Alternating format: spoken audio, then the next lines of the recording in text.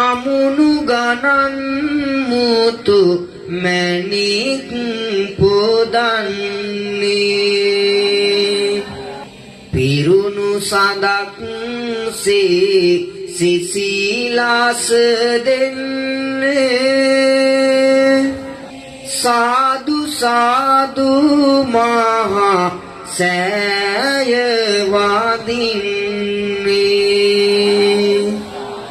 පේරාදෙණිය පැණිදෙණිය ශ්‍රී ಭಾರತೀಯ විද්‍යායතන මහපිරිවෙන්හි විශ්‍රාමලත් නියෝජ්‍ය පරිවේනාධිපති ශාස්ත්‍රපති අපගේ ගුරු දේවෝත්තම නම කියන්නට අවසරයි පූජනීය කොලේලී සුදස්සී ගෞරවනීය නායක ස්වාමීන් වහන්සේ. ඇස කන නාසය දිව ශරීරය ඉන්ද්‍රියන් පහ ඇසුරු කරගෙන රූප ශබ්ද ගන්ධ රස ස්පර්ශ මෙන්න මේ අරමුණු පහ නිසා යම් ආකාරයකින් හිතට දුකක් ඇති වෙනවා නම් අයියෝ අනේ අපෝ කියලා හිතෙනවා නම් දැන් ධර්ම දේශන අවසන් වෙනකොට කෙනෙකුට හිතෙන්න පුළුවන් අයියෝ අපරාධේ තව ටිකක් මේ බණ අහන්න ලැබුණා නම් කියලා හිතට දුකක් ඇති වෙන්න පුළුවන්. ඒක මොකද්ද?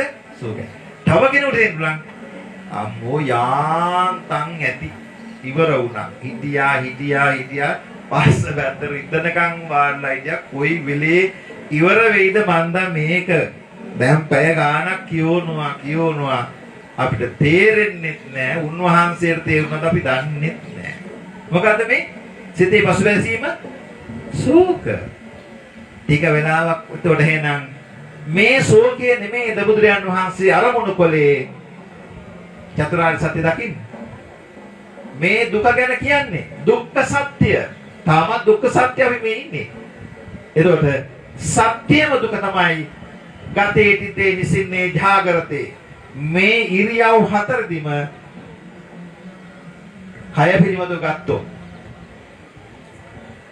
කායානුපස්සනා වේදනානුපස්සනා චිත්තානුපස්සනා ධම්මානුපස්සනා කායානුපස්සනා මේ ශරීරය පවත්වාගෙන යනකොට අපිට ඇතිවෙන්නා වූ නොයිවසිරි ස්වභාවය වේදනාසගත ස්වභාවය නුරුස්නා ස්වභාවය ශෝක කියලා බුදුරජාන් වහන්සේ දුක්ඛ ආර්ය සත්‍ය තුල විස්තර කරලා තිනවා සත්‍ය විභංග සූත්‍රයේ.